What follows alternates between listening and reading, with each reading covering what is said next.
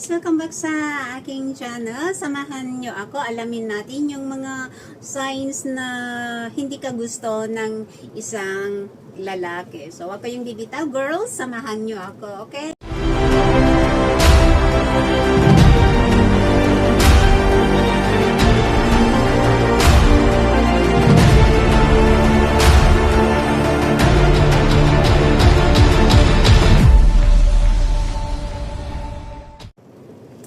Okay, let's say, meron kang nakilala online or merong pinakilala sa'yo at sa tingin mo, andyan na yung parang the mutual feeling, hindi mo na alam kung ano, kung gusto ko ba niya or talagang gusto mo siya. Yung hindi ka sure kung meron ba siyang gusto din sa'yo. So, samahan niyo ako, girls. Ating alamin yung some signs na hindi ka gusto ng isang lalaki. Okay, so para sa akin is sign number 1 is yung he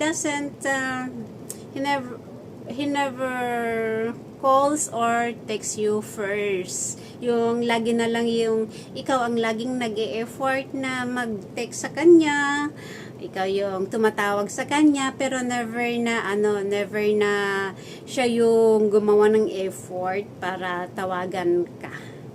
Yung lagi na lang ikaw na kung hindi mo siya tawagan, hindi ka rin niya tatawagan, hindi ba? So don't fall into this trap, girls. Okay,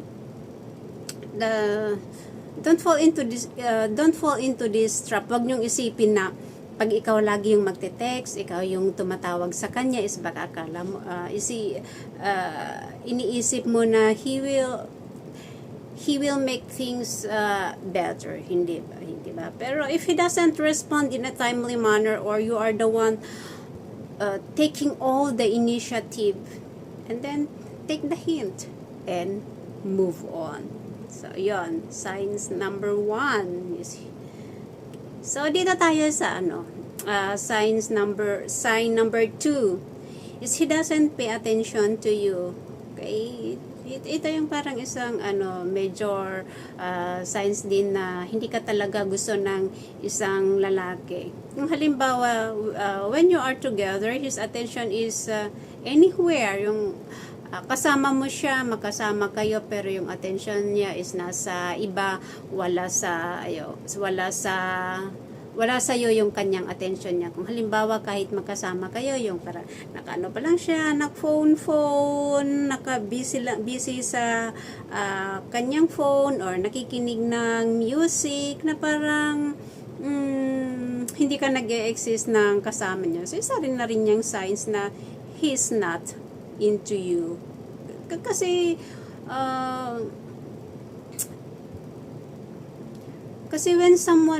Kasi kung gusto ka talaga ng isang lalaki, is andyan, pag magkasama kayo, andyan yung focus niya sa iyo, isinasantabi niya muna ang kanyang phone, kasi gusto niya na i-prioritize ka, bigyan ka ng time, hindi ba?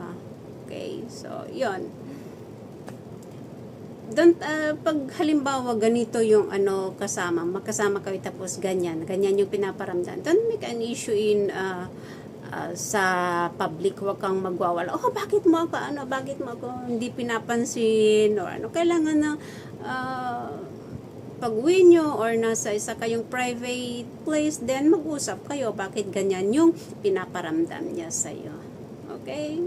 And then sign number 3 is he flirts with other people when you are around. Hindi ba? Yung nakikipag-flirt siya.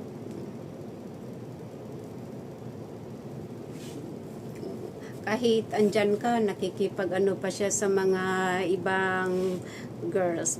Pero yung huwag kang magselos. Don't get jealous na lang. Just give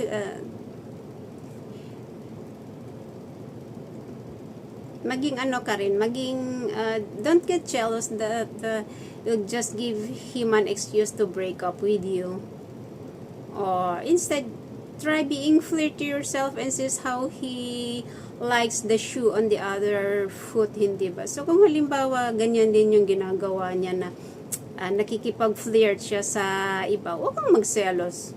Halimbawa, nasa isang party kayo, nasa isang celebration kayo, ganyan yung ginagawa niya, kasama mo siya pero parang hindi kanya pinapansin. Then try mo rin na makipag-ano sa mga ibang guys na andyan sa party, and then tignan mo kung ano yung magiging reaction niya. Basta huwag kang magselos, huwag kang gumawa ng hindi magandang eksena kasi ikaw din naman yung mapapahiya, hindi ba?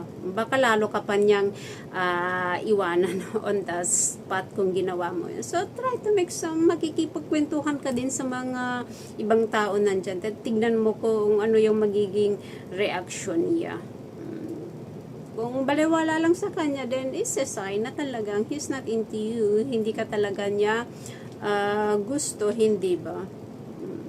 At saka number 4 din yung hindi siya nag-e-effort. He doesn't make an effort, hindi ba? May mga ibang lalaki na kahit mahal nila kahit may gusto sila, yung parang nahihiya sila sa kanilang sarili o nahihiya sila sa iniisip nila, baka pag i-invite ko siya, aayaw, or yung mga ganyan. But most guys who are interested in you will put at least little thought, hindi ba?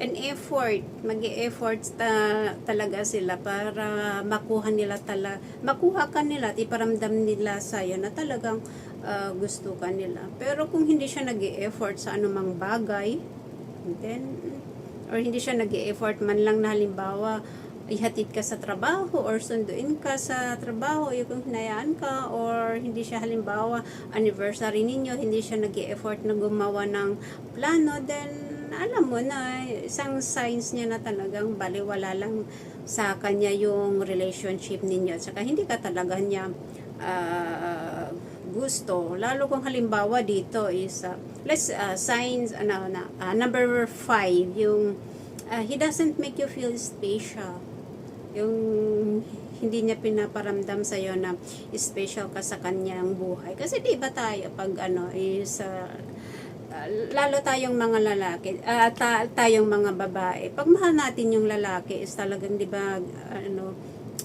we make them feel special sa ating buhay, di ba? Pinaparamdam natin na special sila. Pero kung ito naman yung guys, hindi niya pinaparamdam sa yung ganyan, then alam mo na he's not really into you, and then he really doesn't love or like you. Parang baliwala ka lang sa kanya. Pero it's okay lang yan. I-ignore mo na lang kung nakita mo na ganyan yung guy sa'yo. Or let's say, halimbawa yung boyfriend mo sa'yo. Lalo kung boyfriend mo, syempre pag boyfriend mo is talagang pinaparamdam niya talaga sa'yo na mahalaga ka sa kanyang buhay. Pero kung hindi niya magawa yan, alam mo na, wag mo nang itanong sa kanya. Diba? Then siguro para sa kanya lang is yung pagkatingin lang niya sa yung relationship is alam mo na, siguro for him is it's just yung 3 letters, just sexting lang, sexting. Hanggang doon lang siguro na wala talagang love, kundi parang ganun lang sa init ng katawan lang. Kaya kanya ginawa para sa mga ibang bagay, para sa kanyang pansariling pangangailangan. Kaya ganyan, kaya hindi niya pinaparamdam sa'yo na special ka, binabalewala ka niya, nakikipag-flirt siya sa iba kahit andyan ka. Pagkasama mo siya is parang multo ka na hindi kanya nakikita kasi ganyan siguro yung tingin niya sa inyong relationships. Ang masabi ko doon is it's not really love, it is lust. Kasi makaiba naman yun yung love at saka lust, hindi ba? So yun, mag-isip-isip kayo girls, kung halimbawa ganyan yung boyfriend ninyo sa inyo, okay? And then yung never siyang Kasi di ba sabi nila, jealousy is a signs of love daw. Pero of course naman, alam natin na wag naman yung too much na seselos. Pero kung halimbawa, ito nga, yung boyfriend mo is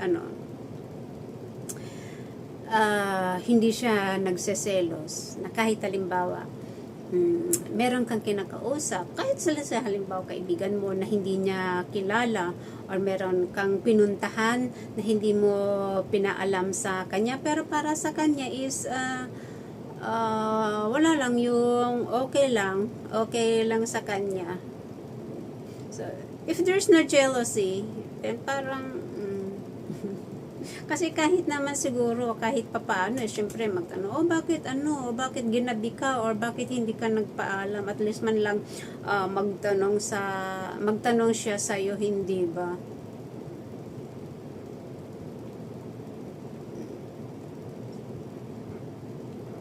And then number 3 is, number 9 is, ito yung pinaka-importante para sa akin. Yung he's never there when it matters. Kung halimbawa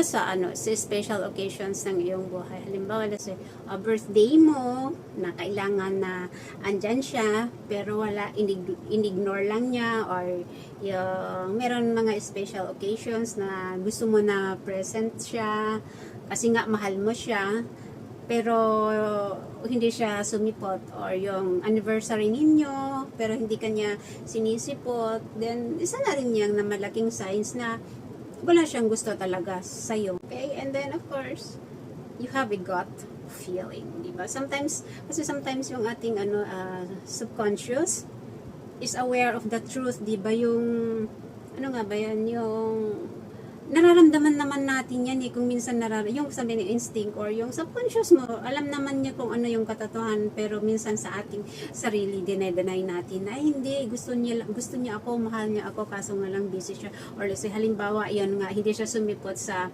yung birthday or sa parang ikaw pa yung gumagawa ng reason na hindi siya sumipot kasi busy siya sa trabaho, yung ganyan. So kailangan paniwalaan mo kung ano yung nararamdaman mo. Okay? So, yun guys. Para sa akin, yan yung mga 10 signs na hindi ka mahal ng isang lalaki. So, yun. Pag naka-encounter kayo ng ganito sa iyong relationship, mag-isip-isip ka na, girls, kung gusto mo pang ipagpatuloy. Okay? So, thank you guys for watching. Bye!